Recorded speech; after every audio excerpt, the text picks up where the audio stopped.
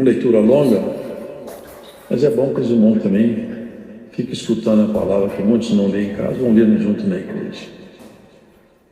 Mas os irmãos, vejam, irmãos, as colocações que aqui são feitas nesse capítulo e a riqueza de informação que ela nos traz.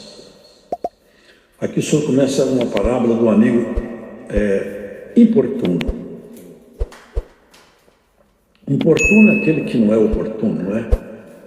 Um amigo que não sabe a hora de procurar, ele não tem um pouco de cuidado, porque há momentos de procurar alguém, mas certamente não pela meia-noite.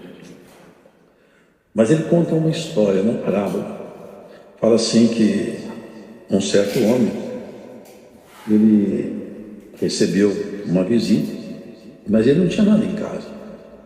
Então ele foi na casa de um amigo, chegou lá, bateu na porta, mas o amigo falou: olha, esse horário não é horário de você me pedir nada. Eu já deitei e meus filhos também já deitaram. Tenha dó. Mas vocês percebem aqui que não posso levantar-me para tostar. Digo-vos, pois, que ainda que não se levante a dar-vos por ser seu amigo, porque você está batendo na porta. Você entendeu? Às vezes eu falo assim: puxa vida, vai continuar batendo? Eu vou continuar acordado. Vai acordar os meninos.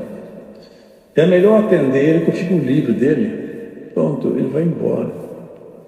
Aí ele fala assim nessa parábola: ainda que ele não te deu o que você pediu, porque ele é seu amigo, mas ele vai te dar porque você é chato.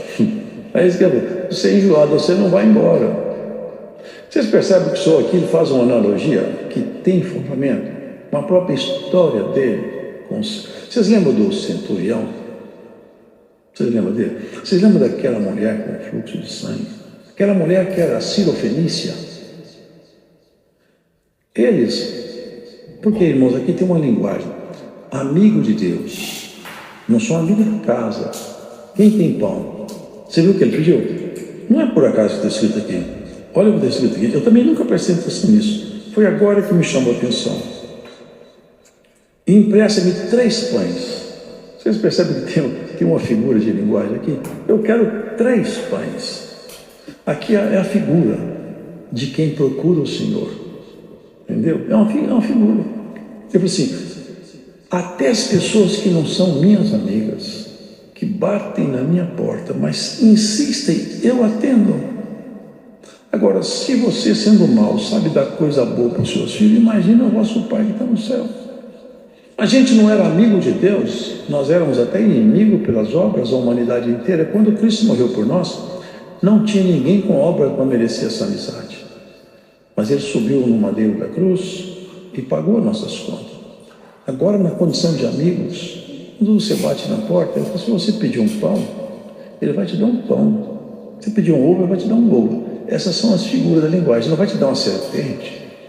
Essa é a nossa relação com Deus. É isso que ele está ensinando aqui. Qualquer que pede, recebe. Mas não é a coisa imediata. Não é eu bato lá. Aqui, esse homem deve ter batido bastante, porque o outro incomodou, levantou. É igual aquela viúva que foi falar com o juiz iníquo. O juiz não era justo e nem estava preocupado em fazer justiça. Mas como a mulher era muito chata e ela não parava de bater, era uma viúva. O que eu vou fazer com essa viúva? Se fosse pelo menos um homem, eu podia mandar prender, mas essa mulher não tem nada. Eu vou ficar mal perante a sociedade. Eu tenho que atender a mulher. Atendeu a mulher porque ela insistiu. Assim o Senhor nos ensina, irmãos, a bater na porta dele. Bater na porta do Senhor. E agora não é na condição, ele não vai falar: você não é amigo, mas eu vou te atender porque você está importuno. Não, na condição de amigo, bata tantas vezes quantas forem necessárias. E ele vai te atender. Esse é o ensino que está aqui. Se a gente, sendo mal, sabe dar coisas boas para os nossos filhos, nosso Pai sabe dar coisas boas para nós. Tem hora que nós não sabemos pedir. Vocês podem ver a criança, se soltar a criança, ela faz uma porção de coisas que elas são verdadeiras loucura à luz da razão, mas elas não têm compreensão. A criança corre numa rua movimentada na frente de carro, Pus ela na janela do apartamento, ela pode olhar lá embaixo, ela cai lá embaixo, ela não tem senso de perigo, não tem noção de perigo. Assim, na nossa relação com Deus, nós vamos adquirindo experiência com Deus. Tem coisa que Deus não dá uma atenção no momento, porque nós ainda estamos sem maturidade.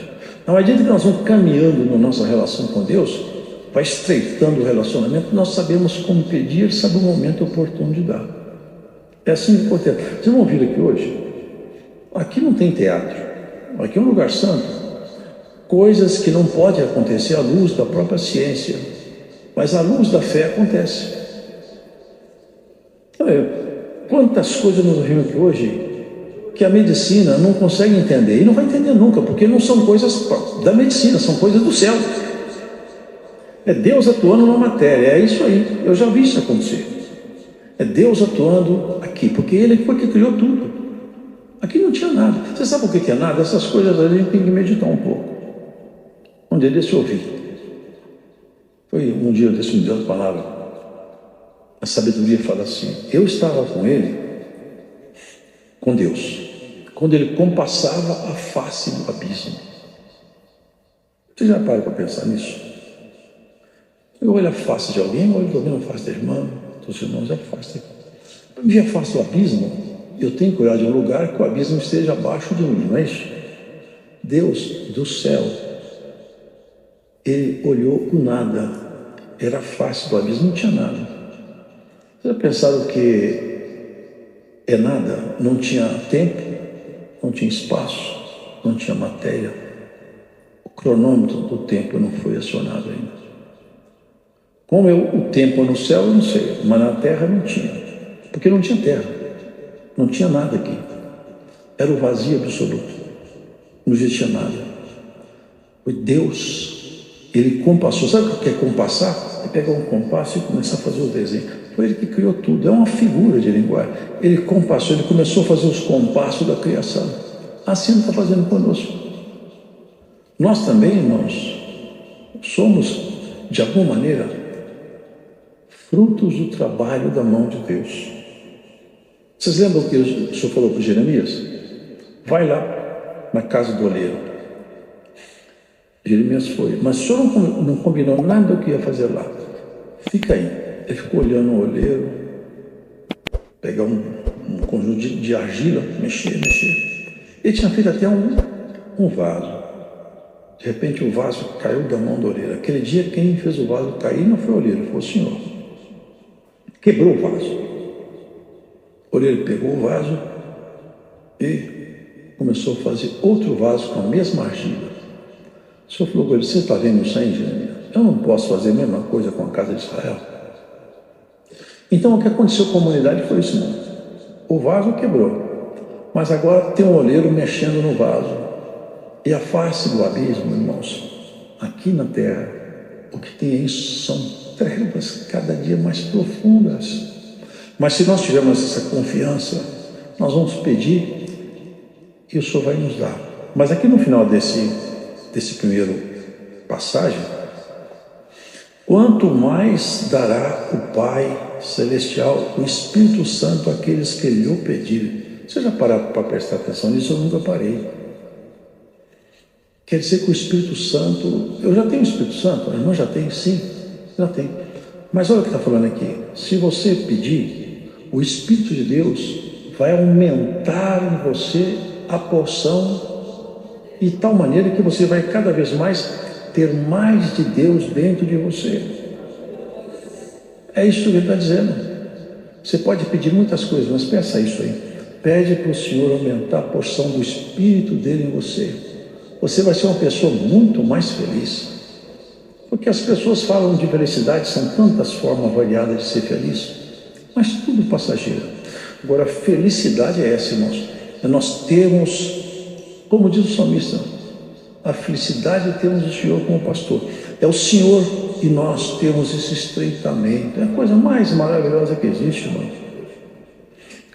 No culto passado, a irmã contou aqui, e eu fui para casa pensando, eu acho tão bom ouvir isso. A virtude de Deus entrou no quarto dela, aumentou a porção. Você sabe que você pode aumentar a porção do Espírito Santo em você, pedindo a quem é? Ah, o Deus vivo. Ele aumenta a porção, e à medida que isso é luz, e à medida que ele vai aumentando a porção em você, a sua felicidade aumenta. Ainda que suas provas possam aumentar, você fica feliz. Sabe por quê? Porque a vida está em você. Nós pedimos tanta coisa. Quantos aqui dentro? Se nós tivéssemos, não vamos fazer isso, né? Mas se nós falássemos, levanta a mão, quem já pediu para aumentar a porção do Espírito Santo nele aqui? Você já pediu, irmão? Você já pediu, irmão? Pois hoje a palavra começa recomendando, peça para Deus aumentar o Espírito Santo em você. Você vai ver que você vai enxergar o mundo com um olhar cada vez melhor, mais diferente. Porque, irmãos, nos olhos do homem natural, o mundo é natural. Nos olhos de um ateu, o mundo é formado pelo acaso, ainda que seja uma loucura a própria razão. Alguns creem isso. Mas nos olhos do amigo de Deus, aqui é o compasso de Deus que passou por aqui. Eu percebo a obra dele, como está em Romanos. Quando eu olho para as estrelas, eu confesso, alguém inteligente demais e poderoso criou essa estrutura que funciona por si mesma. Funciona. Tudo funciona. É o olhar de quem conhece a Deus. Se você olhar esse mundo com um olhar natural, você vai ficar louca. Você vai ficar desesperado. Mas se você olhar com o olhar de Cristo, tudo tem jeito. Tudo chega no lugar. Aqui nós vemos o que os fariseus faziam. Olhavam a criação e o próprio Criador, porque aqui estava o Criador. O Verbo estava com Deus, o Verbo se fez carne e o Verbo habitou entre nós. Deus desceu entre os homens, dentro do corpo de um homem chamado Jesus. Deus estava ali. Deus podia ser tocado pelos homens. Eles não criam. Olha o que eles falavam. Porque eles expulsavam os demônios. Porque você sabe o que governa aqui? Alguns não gostam de ouvir isso, mas é bom que ouçam.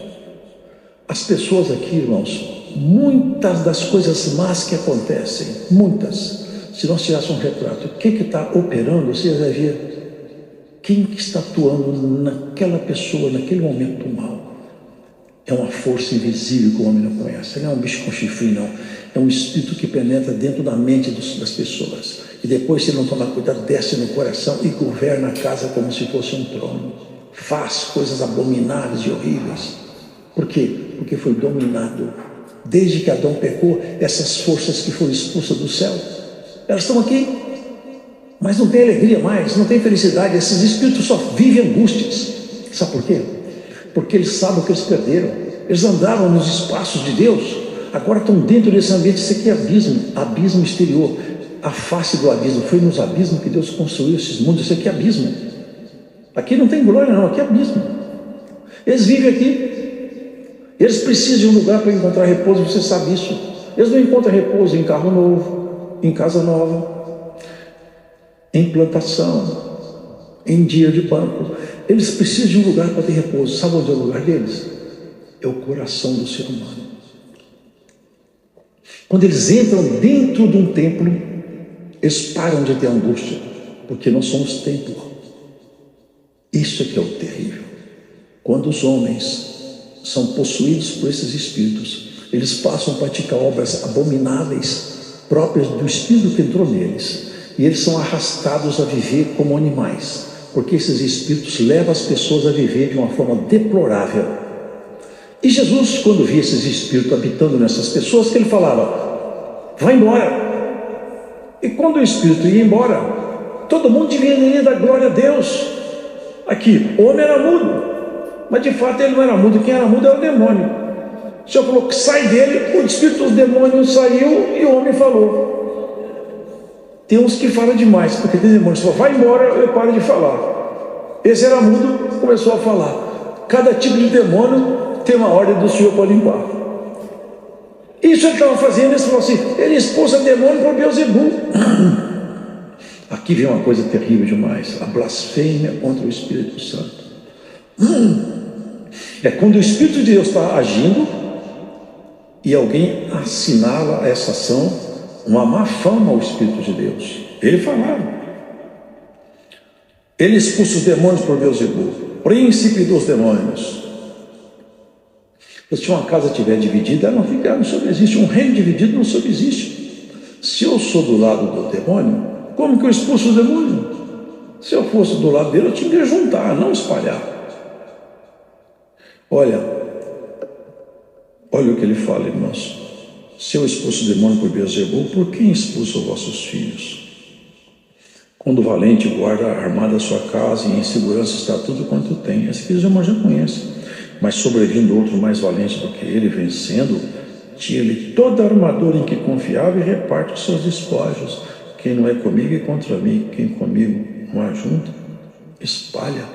Quando um valente guarda armada a sua casa e em segurança está tudo quanto tem, mas sobrevindo outro mais valente do que ele, vencendo, tira-lhe toda a sua armadura em que confiava e reparte seus despojos. Ele estava dizendo de si mesmo: essas casas aqui estão tomadas.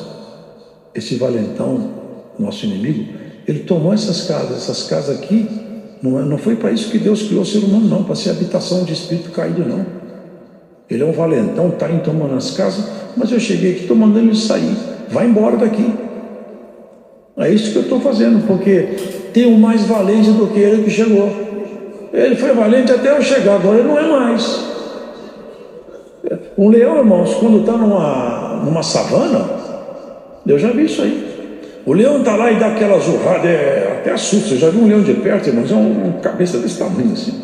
Ele dá aquele zurro feio. O outro leão que chega lá pode saber o seguinte: se você chegar aqui, ele sabe, o instinto sabe. Se entrar aqui, um de nós dois tem que perder. Dois leões diferentes não fica na mesma savana, não. Quando chega outro leão, já tem um urro de um lado e um urro do outro. Veja o leão mais forte. Foi o que aconteceu, ele está dizendo isso. Aqui nessa savana aqui tinha um leão que dominava até agora. Mas eu cheguei, ele vai embora. Eu estou expulsando, e não é só isso não, hein? Esses que estão comigo, autorizei a expulsar demônio também. E você recebe a autorização de expulsar os demônios em nome do Senhor Jesus. Expulsa da sua própria mente, expulsa da sua casa, e depois expulsa da onde o Senhor te enviar. Glórias ao Senhor. A autoridade de Deus sobre você para expulsar os espíritos imundos. Ele dá vontade de falar umas coisas, mas eu vou evitar. Mas dá vontade de falar para essa igreja ficar atenta, porque a igreja distrai muito. Às vezes nós estamos reunidos aqui, nós estamos aqui, ó, e vocês não sabem muitas vezes quem entra aqui e senta nos bancos. Mas eu não quero assustar ninguém. Mas recebe isso aqui: a autoridade de Deus para expulsar os espíritos caídos, aonde você estiver em comunhão, e tiver um espírito contrário, tem um valentão, vai sair porque o outro mais valente mora dentro de você. Ele falava isso. Quando o espírito sai, e cuidado, hein? Porque quando o espírito sai, ele não tem um lugar para ir, é só sofrimento. Ele vai para cá e sofrimento, para lá é sofrimento. E a saudade de viver no lugar que ele viveu. O que ele tem de tristeza de ter perdido, você tem de alegria de ter recebido. Se ele perdeu a morada no céu, você recebeu essa morada no sangue de Jesus. Para lá ele não volta, mas para lá você vai. E mais alto ainda, porque depois dessa batalha nós vamos conhecer o céu dos céus, a glória da glória. Essa é a proposta do Senhor: nos levar aos lugares que ninguém nunca jamais foi. Nunca ninguém subiu no céu dos céus. Ao terceiro céu sim, mas no céu dos céus nunca ninguém jamais foi. O Senhor falou: ninguém subiu ao céu. Ele está falando da excelência, do ápice, do primado maior. Ninguém subiu lá, senão aquele que de lá desceu. E ele falou: eu vou para lá, mas eu espero vocês lá. Vou levar vocês tudo para lá. Vocês percebem que a guerra gravou? Ele está percebendo, irmão, ele está morrendo de medo. Ele anda pelos abismos gritando de medo, porque o tempo está chegando, e o nosso tempo também. Aonde ele saiu, ele passa pela terra para cá e para lá, sofrendo, angustiado, lembrando que ele perdeu, e sofrendo. Ele sai procurando uma casa aqui, outra casa ali, a casa vazia, né? Se numa casa vazia não acha, eu vou voltar na casa que eu saí. Chega lá e encontra a mulher, o homem de Deus, aqui fala, da luz dos olhos, com os olhos contaminados, com a boca suja, com a vida suja, fala assim: é por aqui que eu fico, eu já estava aqui antes. Mas encontra uma mulher, um homem santificado, quando ele chega lá, dentro dele não tem um urro de um leão, tem a voz poderosa do Senhor de todos os senhores. Aqui eu não vou mexer com nada. Vou procurar outra casa que essa aqui, o morador é mais valente do que eu. Não, por essa palavra, hoje o Senhor vai mandar embora um espírito que te acompanhou até o dia de hoje. Sai hoje em nome de Jesus. Há um espírito que te acompanhou aqui. Entrou você aqui acompanhado de um espírito ruim. Hoje ele sai daqui pelo poder dessa palavra. Nunca mais ele vai te achar. Glórias ao Senhor. Que blasfêmia, né? É inveja. É inveja. Eles não podiam fazer isso, não gostavam de ver Jesus fazendo. É assim tem até hoje. As pessoas têm inveja, irmão. Até na vida espiritual tem isso. A pessoa tem um dom maravilhoso, outra inveja o dom dele. Isso é estupidez, é falta de luz, é escuridão. Se alguém tem um dom muito bom, você fala: Senhor, aumenta o dom nele e me dá o igual. No céu não divide, não multiplica. Tem pessoas que querem tirar dele para passar para si. Irmão, você viu uma qualidade de alguém? Senhor, mantenha a virtude nela, a virtude nele, e me dá igual, que eu gostei disso aí. Eu gostei. Você pede uma coisa igual, Deus te dá. Não falou aqui? Bata e abrir-se e usar. Peça e receberei. Você quer receber uma coisa do Senhor? Hoje a proposta é essa: bata e abrir-se e usar. Peça e recebereis. Vocês acham que Deus parou de derramar dom? Vou contar para vocês aqui, não dá para falar muito. Mas o Senhor está me trazendo aqui. Eu já contei aqui o que o Senhor fez aqui nos Estados Unidos. Um homem que nem batizado é. Mas o Senhor está chamando, já chamou a esposa. Ele estava num culto onde a glória de Deus começou a manifestar. Os meninos começaram a pular muito lá, porque a virtude veio forte. E o irmão: meu Deus, esse homem vai escandalizar. Vai escandalizar. Siga. Você está preocupado em eu escandalizar, não está? Eu falei: estou. Por causa desse menino, fica tranquilo que você não está vendo o que eu estou vendo.